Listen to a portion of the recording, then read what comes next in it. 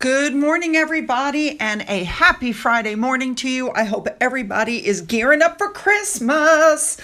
All right, we have a lot to cover as is usual, so let's just jump in there. Let's get there. Let's go.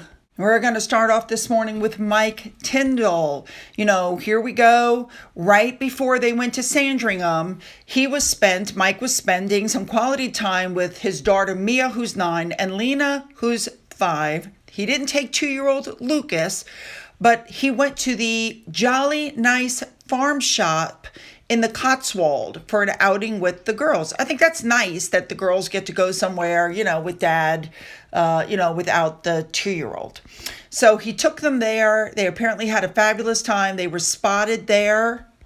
And for those of you who don't know what it is, and I didn't either, the article says that this area supports farmers, promotes sustainability.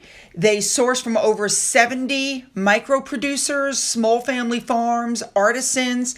There's a pop-up ice rink, a Christmas tree forest, a meet the reindeer session. There's all kinds of cool stuff to do. And they're very hands-on parents. We know this. So pretty cool. Moving on. Well, the next thing that happened was the royals got together at Windsor Castle for a Christmas lunch. And people were very excited because Lady Louise was there. We haven't seen her in a while. She's been off to school. So people were super excited to see her. On a personal note, I have to say that as she's grown up, she has really turned into a gorgeous, elegant young lady with a good sense of style. She's super smart, and you just don't see a whole lot of her anymore since she's headed off to college. So everybody was super excited anyway to see her going into lunch in the car with her dad and her mom. Super cool. Just an FYI, she attends the University at St. Andrews in Scotland, where she is studying English literature. And this is the one time that the family gets together for a turkey lunch because some people apparently don't get an invitation to spend Christmas at Norfolk. Now, people noticed, and I had to bring this up, that Edward took his father's license plate number as well as the title. That was pretty cool. So Philip used the same license plate registration for decades. First, it was on his 1954 Lagonda 3-liter drophead coupe, which we had until 1961. Then he replaced that with this car, which is called an Alvis TD21, which was later, according to the article, refurbished and put on display at the museum at Sandringham. Pretty cool. And of course, now Philip later on drove the Land Rover Discovery with the license plate OXR2 instead of OXR1. Pretty cool. So Edward has taken over that license tag and now uses it on his Land Rover, Range Rover, whatever you want to call it. I think that's wonderful. Moving on. Now let's look at everybody who was at this lunch. Obviously, there are no pictures of William, Catherine, and the kids because they live on the Windsor estate. So, they were able to come and go without being spotted. So let's run down who was there today. Starting off, we saw Zara and Mike Tyndall. Then a car came by with Eugenie and Jack in it. Then Prince and Princess Michael of Kent. And then we saw Peter with his daughters, Savannah and Ilsa. Then in the next car, we saw Beatrice's husband, Edo, and he was seen there with Lord and Lady Frederick with Miss Maud and Miss Isabella. Next up, it was Lord Frederick Windsor. He's the son of the Prince and Princess Michael of Kent, and he was there with his wife Sophie and their children. Next up was Lady Helen Taylor with her husband Timothy and their children. Of course, we saw Anne, the Princess Royal, and her husband, Sir Tim Lawrence. And of course, we saw Andrew. Before anybody says anything, he's still a member of a private family. In this car on the right, we have Lord Nicholas Windsor, who happens to be the son of the Duke and Duchess of Kent. Now, this young lady is Miss Penny Knatchbull, and she has the title the Countess Mountbatten of Burma. Her husband is the 3rd Earl of Burma and is second cousin to King Charles. And interestingly enough, it's being reported online that she was the only friend of the family, quote unquote friend, who was invited to Prince Philip's funeral. Now, it's being reported that King Charles is going to stick with tradition, and he and Queen Camilla are going to lead the walk to the morning Christmas service at the Sandringham Church Christmas Day. Of course, other members of the family are going to gather there, and they're all going to go to church together. I think that's lovely. It's their St. Mary's Magdalene Church. It's a holiday tradition, and we know that last year was extremely significant because it's the first time that Charles and Camilla led the family in the new reign, and of course it hadn't happened since 2019 due to COVID. All right, let's talk about George really quickly. This school that they're talking about sending him to, this Marlborough College, apparently you can be expelled for bad behavior, drugs, and other things you might do. And so apparently they breathalyze these kids and, they do all kinds of things to keep them out of trouble. I have to tell you, I'm not worried about George at school. I don't believe that he is going to follow in Harry's footsteps. I think he's been raised completely differently. I think he's got a good head on his shoulders. All right, moving on. I find it interesting that they're constantly doing these polls, but YouGov apparently asked people in the UK to rank their favorite royals of 2023. And if you can believe it, Queen Elizabeth still comes in first place with 80% saying they have a positive opinion. Second was Catherine, Princess of Wales, then William. Fourth was Anne, then Zara, and King Charles was in sixth place with a 52% rating. On and on it goes. And the only person that Harry and Meghan rated higher than was Prince Andrew. So Harry and Meghan came in 12th and 13th place with just 24% and 23% having a positive opinion of them. And interestingly enough, when they were asked, did people know who Harry and Meghan were? 99% said they knew who Harry was, and 97% said they knew who Meghan was. Yep, moving on. All right, let's move on now to this article that says that Harry and Meghan's life, since they stepped back, has been nothing short of a disaster, which I completely agree with. They are not being invited to any A-list events. They're saying that Meghan has no talent. The Archetypes podcast was axed only after 12 episodes. Their Archewell donations have plunged to almost nothing. They're not invited to anything. They're not producing for Netflix. I mean, it's just been a total disaster. They've been called grifters. Then the Spare book came out, and while everybody was going on about what a big book it was and a great seller, the truth is it didn't even sell enough to warrant the advance that he was given. The publisher of the book lost money.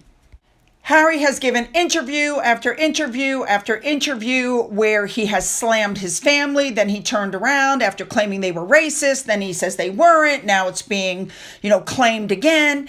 Their Netflix docuseries did not even hit the top 10 of Netflix most watched. And you've heard nothing else from them and from Netflix. Now, when I say there are things they're not being invited to, I'm talking about, besides the A-list things, the royal things. They're not getting any invitations. And so now you've got these PR puff pieces saying that Harry's going to call his father at Christmas. And they want you to believe that he still has a direct line to his dad. I got to be honest, I don't think he does. I agree with this Twitter user. I don't think he does have a direct line. I think he has to go through courtiers and other people, and he can't get to his dad. And, that's a shame. Now, I talked to you about the coffee yesterday. I've done multiple videos on it, the fact that the stuff was not ethically sourced. And when Meghan was asked about it, she said she would never work with anybody who didn't, meet her standards. And then we found out there was lead in the coffee. Well, this new, thing that came out, this new Instagram commercial that showed her doing work, making drinks and doing something and blah, blah, blah.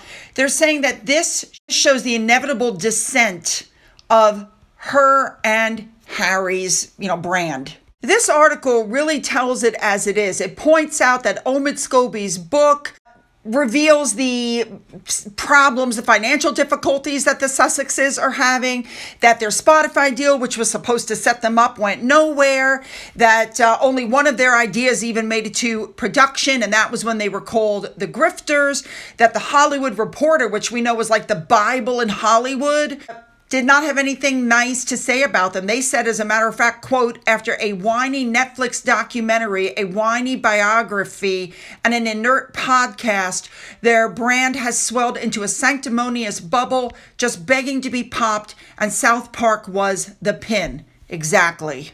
Now, this article does say it's hard not to feel some sympathy for Harry because he could have had a decent life, focusing on military veterans, but to go to California and try to live a celebrity life has just not done well for him. And for Meghan, she's been reduced to an extra in an Instagram ad. Not exactly what I think she had in mind. I think she thought she was going to walk into Hollywood with him and people were going to fall at her feet, and it didn't work out that way. She tried to monetize her title. She tried to monetize her royal husband, and it hasn't worked. And the only way is down from here. Her career was not that great. She only was on Suits. That's really her only claim to fame. And that was years and years ago. I mean, people are saying, what indignities will they be up for next? Because they're trying to maintain their estate, their staff. And, people are saying, well, I hope when it comes to the end that she'll be kind to Harry when she finally throws him out. Because I think we all know where this is going. All right, I had to touch on this article. When Harry and Meghan were dating, Harry was living in that little Nottingham cottage, on Palace grounds. And then they relocated afterwards to Frogmore Cottage. And I think, and I agree with this article, Meghan thought that she was going to live in a palace and that Harry had millions upon millions of dollars. She never wanted that little tiny house in England. She thought she wanted Frogmore, not the house. She wanted the other Frogmore, the big building. That's what she wanted. And she didn't get it. And so I think she was in shock when she realized that she was supposed to live in a 5,000 square foot house when she was like, she told people it was so small I could barely stand up. It's like, what? I don't get it. Well, then, we know that she and Harry went to visit Catherine and William in their 20-room apartment at Kensington Palace. And Harry said around every room, Meghan went, wow, wow, wow. Well, guess what? They were renovating the apartment next door for her, but she didn't want that. Just as a reminder, Harry and Meghan asked to move into Windsor Castle because that's where Meghan wanted to live. And the Queen said, nope. So yeah, I believe this article. When she realized there would be no castle, no servants, and that she was expected to actually do some work, she was out of there. Moving on. Moving on now, we have articles like this saying that the royal family has had a very hard year, but not as bad as Harry and Meghan's year. I mean, they literally are just spiraling down. And what did I tell you guys? I so believe in karma. They dished it out and dished it out and dished it out. And now it's come back on them without the royal family even giving one statement. All right, I want to touch on this article really quick. I told you the other day that Harry and Meghan are blaming the royal family for the Dior deal going bust. But, there's a long history between Dior and the royal family. I mean, they've done things for Princess Margaret. They've done things for Queen Elizabeth. They designed her coronation gown for the crowning ceremony in 1953. Then they dressed Prince Harry for the king's coronation. So we know in June of 2023, it was reported that Meghan was in talks with them right after the Spotify deal got canceled. And of course, somebody contacted Dior, and Dior was surprised and confused because they said they're not in talks to sign a deal with the Duchess of Sussex, and there's no truth to the deal. Well, it's the wording there, isn't it? Because what's being said is that they wanted Harry, but Harry wouldn't go without Meghan. And Dior didn't want to work with Meghan. And therefore, the whole deal went bust. That's the rumor. All right, let's move on. Okay, I just want to touch on this Andrew article again really quickly. Apparently, Andrew has a company called Urmore Limited. He has control. It was incorporated in 2013, and it was £208,000 in the red. Last time the paperwork was looked at, well, it looks like they somehow secured £210,000 of funding, and so the company is now out of the red. So the money was anonymously given. Well, people gave anonymous donations to Harry and Meghan's, charity, or it's not even a charity, you guys, we know that, but, nobody's saying anything about that. Now, the gentleman you see above is director Arthur Lancaster. He's the director of Urmore Company, and he also runs Doug Barrowman's firm, AML, which was found to be running tax avoidance schemes earlier this year. And you should know that this company, Urmore, has never been profitable, according to this article, in the 9 sets of accounts it has filed since its creation. Interesting. And finally, I didn't even think about this till I saw this article, but it's absolutely true. Doria is not in the Endgame book. She was completely left out of it. And it's being reported that that was done intentionally by Omid because he wants to have a close relationship with Meghan. So you never see or hear anything about Doria. And that's because Omid kept her out of the book to keep her out of the quote unquote firing line and prying eyes. Because we all know you start digging in the past and those skeletons come coming out of the closet. We all know that Doria removed herself from Meghan's life for years, and everybody's still questioning where she was. That would have been something interesting to be in the book. Exactly. All right, you guys, as is usual, put those comments down. I've saw some interesting ones today. They'll be in the next video. Don't forget to hit that like and subscribe button. If you've already done that, double check, make sure you're still subscribed. YouTube is still unsubscribing some of my people. I don't know what to tell you. I've addressed it with them. Yeah. For those of you who've donated to my coffee fund, thank you so much. And don't forget, the link to my Patreon is in the description box. Hope you guys have a great day.